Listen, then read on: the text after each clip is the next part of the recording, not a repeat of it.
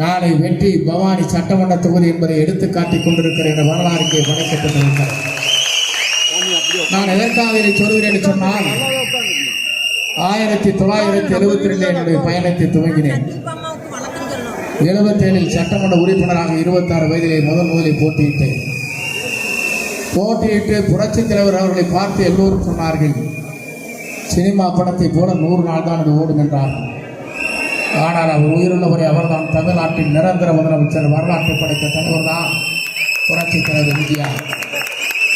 அதற்கு பிறகு அம்மா அவர் பொறுப்பேற்றார்கள். அவர் இருக்கும் வரை இந்த இயக்கத்தை எவராலும் அசைக்க முடியவில்லை. ஆனால் இன்றைய நிலையில் நாளை தமிழகத்தை ஆளப்போகிறேன், எதிர்கால தமிழகத்தை உருவாக்கப் போகிறேன், எதிர்கால தமிழகத்தின் நம்பிக்கைக்குரியவராக அயல்நாட்டிலே வாழ்ந்து கொண்டிருக்கிற தமிழர் அத்தனை பேருக்கும் உறுதுணையாக நிற்கக்கூடிய ஒரே தலைவர் நம்முடைய வெற்றி கழகத்துடைய தலைவர் புரட்சி தலைவர் என்பதை நாம் இன்றைக்கு எண்ணி பார்க்கிறோம். அதைத்தான் இங்கே இருக்கிற நண்பர்கள் சொன்னார்கள். எனக்கு முன்னாலே உரையாற்றிய அத்தனை பேரும் நாளை குறிப்பிடுவதற்கு காரணம் அவரிடத்திலே நெருங்கிப்படுகிற நேரம். அப்போது அவரிடத்திலே சில பேர் சொன்னார்கள், நீங்கள் அவரிடத்திலே கழகத்திலே இணைத்துக் கொள்வீர்கள் என்று சொன்னார்கள். நான் நினைத்ததற்கு பிறகுதான் எனக்கே வயது 20 வயது குறைந்திருக்கிறது என்பதை நான் நேரத்தை தெரிவித்துக் கொள்கிறேன். சொன்னால் அவ்வளவு துன்பத்தோடும் துயரத்தோடும் அந்த இயக்கத்தில் நான் பணியாற்றினேன். ஏழை சொல்கிறேன் சொன்னால் 50 ஆண்டு கால வரலாற்றுக்கு பிறகு என்னை தூக்கி எறிகிற போது தூக்கு பிடித்து எனக்கு பொறுப்பை அளித்திருப்பவர் நம்முடைய வெற்றி கழகத்துடைய தலைவர், நம்முடைய வெற்றி தலைவர் என்பதை நான் எண்ணி பார்க்கிறேன். ஆகவேதான் அவருக்காக என்னுடைய உடலிலே ஓடுகிற ஒவ்வொரு ரத்தத்தையும் அதற்காக நான் சிந்துவேன். அவரை தமிழ்நாட்டுடைய முதலமைச்சராக அறிவிலே அவர்களை நான் ஓயப்போவதில்லை என்பதை மட்டும் நான் நேரத்தில் தெரிவித்துக் கொள்கிறேன். என்று சொன்னால் இன்றைக்கு நினைத்துக் கொண்டிருக்கிறார்கள் சில பேர், அவரை பற்றி மற்றவர்களுக்கு தெரிவதற்கு வாய்ப்பில்லை.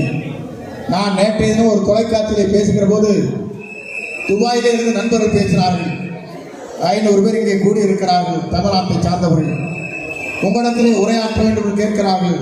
வீடியோ கான்ஃபரன்ஸ் சொல்லப்படுகிற அதன் மூலமாக நீங்கள் பேசுங்கள் என்று சொன்னார்கள். நான் பேசினேன். பேசுகின்ற போது அவர் சொன்ன ஒரே வார்த்தை, 3 லட்சம் தமிழர்கள் அண்டை நாட்டிலே இருக்கின்றவர்கள் இவருக்காக வாக்களிப்பதற்காக 1 லட்சம் ரூபாய் செலவு செய்து தமிழ்நாட்டுக்கு நாங்கள் வரப்போகிறோம் என்று சொன்னால், இந்திய நாட்டின் வரலாற்றில் தமிழகத்தின் வரலாற்றில் இப்படிப்பட்ட தலைவரை நாம் காணப்போவதில்லை. அவர்தான் அத்தனை பேரும் அதை எடுத்து சொன்னார்கள். எனக்கு முன்னாலே உரையாற்றிய அன்பிற்குரிய அருமை சோழர் இங்கே சொல்லுகிற போது சொன்னார், நான் இதைத்தான் எண்ணி பார்க்கிறேன். நாட்டின் வரலாறு இன்றைக்கு படைக்கப்பட இருக்கிற ஒரு காலம் மிக விரைவில் இருந்து கொண்டிருக்கிறார். இங்கே கூட சொன்னார்கள், புரட்சித் தலைவர் பாடிய ஒரு பாடல் என்று உங்களுக்கு சொல்ல விரும்புகிறேன். ஒன்று எங்கள் ஜாதியே, ஒன்று எங்கள் நீதியே, உழைக்கும் மக்கள் யாவரும் ஒருவர் பெற்ற மக்களே என்று அன்றைக்கு பாடிவிட்டு சென்றார். அந்த தலைவர் தான் மீண்டும் சொன்னார். அவர் சொல்லுகிற போது பல்வேறு கருத்துக்களை எண்ணி பார்க்கிற போது பல்வேறு கருத்துக்களின் அடிப்படையில் அவருடைய எதிர்காலத்தை நோக்கி பயணத்தை செய்தார்.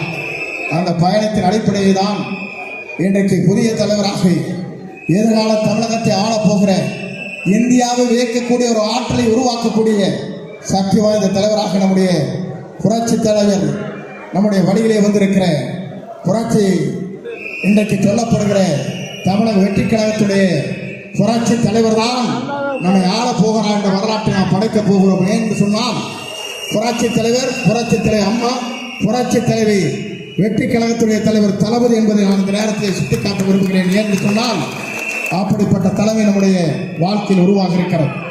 ஆகவே இங்கே இருக்கிற நண்பர்கள், நீங்கள் கவலைப்பட தேவையில்லை. வாக்களை நீங்கள் சேகரிங்கள். 234 உதயம் நாம் தான் வெற்றி பெறுவோம். அதை யாராலும் தடுத்து நிறுத்த முடியாத அந்த வரலாற்றை தமிழகத்திலே படைப்போம். வெற்றியை தேடித்தாருங்கள். நேரம் ஓடிக்கொண்டிருக்கிறது, பையங்களை மாட்டிக்கொண்டிருக்கிறது என்பதை நான் அறிவேன்.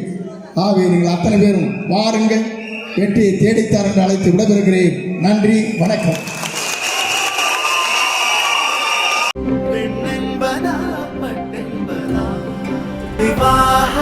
மணப்பெண்ணின் பிரத்யேகமான திருமணம் விவாஹா தி சென்னை சில்க்ஸ்.